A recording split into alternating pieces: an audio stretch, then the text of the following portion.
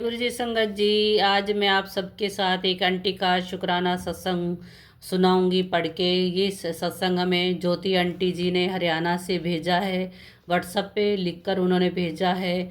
और मैं आप सबके साथ ये शुक्राना सत्संग पढ़ के सुनाऊंगी। संगत जी, उससे पहले मंत्र जप करते हैं। ओम नमः शिवाय। शिव जी सदा सहाय। ओम नमः शिवाय। गुरु जी सदा सहाय। संगत जी, ये सत्संग जरूर पूरा सुनना।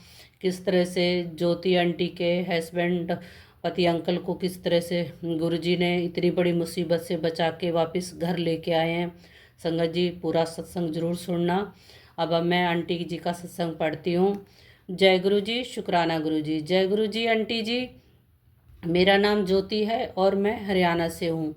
मैं अपना ये सत्संग आपके पास भेज रही हूँ। आप इस सत्संग को संगत के साथ ज़रूर शेयर करना, क्योंकि पिछले करीब 3 महीने हमारे परिवार ने जो समय देखा, मुसीबत देखी, और जिस तरह से गुरुजी ने हमें संभाला, उसका शुक्राना मैं करती हूँ। और आपके पास ये शुक्राना सत्संग लिखकर भेज रही हूँ, और ज़रूर शेयर करना आंटी जी। जय गुरु जी। आंटी जी, मेरे 2 छोटे छोटे बच्चे हैं। मैं और मेरे हस्बैंड बहुत साधारण परिवार से हैं और अपनी मेहनत से घर चलाते हैं। मेरे पति अंकल चाट की एक छोटी सी दुकान लगाई हुई थी। उस दुकान पे हम दोनों ही काम करते हैं, और गुरु जी की कृपा से दुकान अच्छी चलने लगी थी।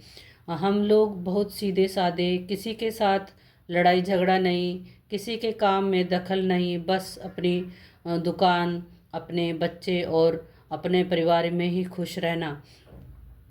आंटी जी, हमारी दुकान के पास एक और दुकान है। धीरे धीरे हमें महसूस होने लगा कि हमारी दुकान का अच्छा चलना शायद किसी को पसंद नहीं आ रहा था।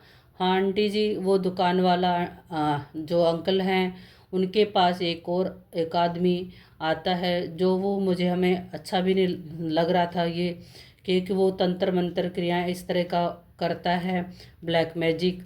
वह कभी कभी हमारी दुकान पर भी आकर मेरे पति अंकल से बातें करता था। शुरू में हमने इस तरफ ज़्यादा ध्यान नहीं दिया, लेकिन बाद में दुकान और उसके आसपास से हमें कुछ ऐसी चीज़ें मिल जाती थी ब्लैक मैजिक की, कि शायद हमारे काम को नुकसान पहुंचाने के लिए कोई ब्लैक मैजिक कर रहा है, चीज़ें फेंक रहा है।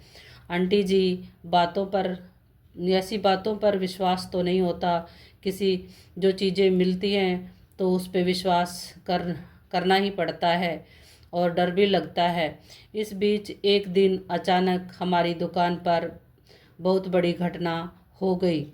2 लड़के दुकान पर कुछ खाने के लिए आए थे। पता नहीं किस बात पर दोनों का आपस में झगड़ा शुरू हो गया। पहले गाली गलौज हुई और फिर देखते ही देखते लड़ाई बहुत बढ़ गई। मेरे पति अंकल दुकान पर ही थे।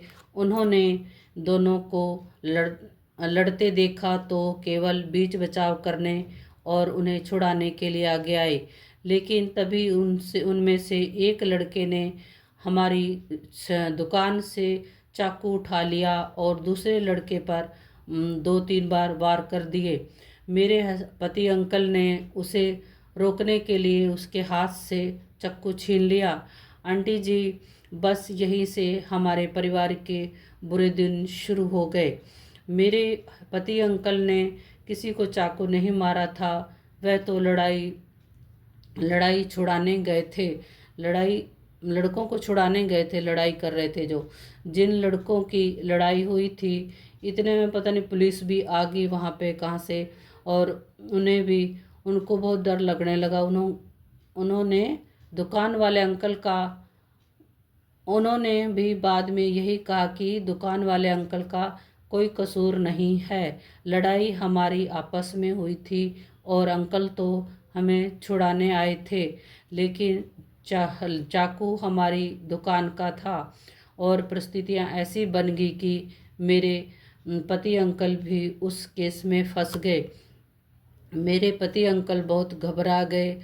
उन्हें लगा कि मैंने कुछ किया ही नहीं, फिर भी कहीं मुझे जेल में न डाल दें। डर के कारण वे वहाँ से चले गए। लेकिन आखिर कब तक। बाद में उन्हें पुलिस के सामने सरेंडर करना पड़ा।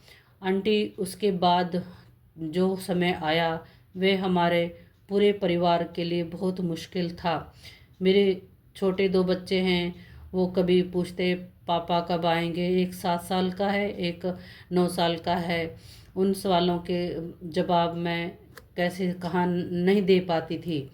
कभी घर संभालना, दुकान तो बंद ही हो गई थी, कभी केस के चक्कर लगाना और ऊपर से पैसों की इतनी परेशानी। उस मुश्किल समय में मेरे मम्मी पापा ने मेरा बहुत साथ दिया।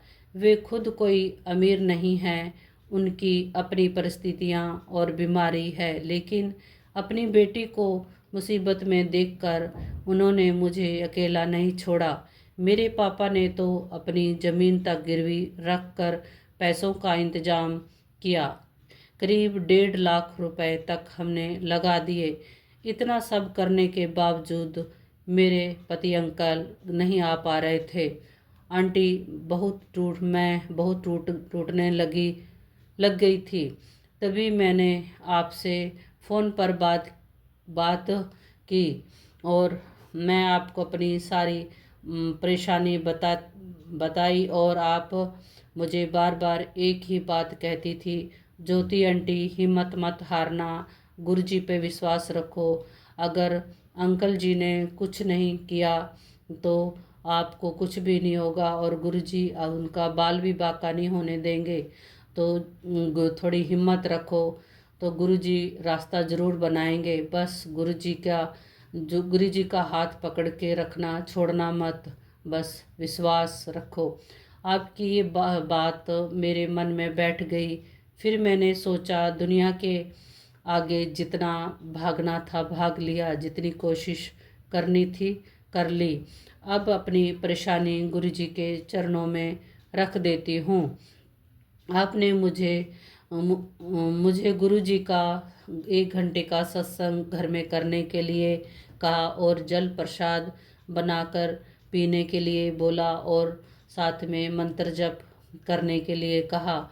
और आंटी जी, मैंने उसी दिन से अपने मन में एक बात ठान ली, चाहे कितना भी समय लगे, मैं गुरुजी पर अपना विश्वास नहीं टूटने दूंगी।